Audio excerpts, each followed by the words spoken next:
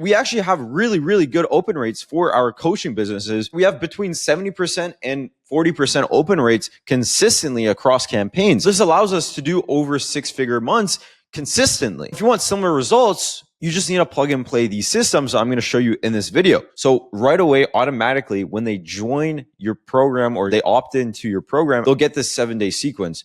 So let's just break that down really quickly. The very first thing that you want them to do is you get them to reply first. And the reason why we do this is because we want to just protect the sending domain. The very next thing is the coach story and some value. And the reason why we do this is because we want to be really relatable to the actual audience and actually build rapport. A lot of people kind of just start selling right off the bat, and you kind of want to take a step back and help the consumer or prospect actually understand what you're actually doing, and presenting your own story actually helps a lot with this. Now, the very next thing is objection handling. So if you don't know what an objection handle is, or an objection to begin with, within the sales process, someone's going to not buy for a specific reason.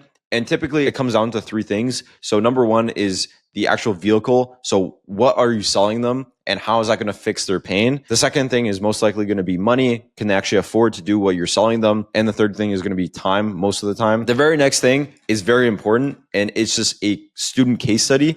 This builds a lot of trust, and prospects love to see other people's stories besides you as a coach, because this proves that your program actually works. But also, at a certain point as a coach, you kind of lose touch with what your prospects are actually going through from the beginning. And that kind of helps you bridge that gap. Now, beyond this, you want to have another objection handle email, and then also get them to reply, and then another objection handling email and get them to reply again, right? The reason why we're getting to reply is because we want to start a conversation within email. And if we could do that, we could potentially get them booked in for a call and potentially sell them whatever program we're actually selling them. Now, the very last email is going to be another student success story. Always end the sequence off with a student success story.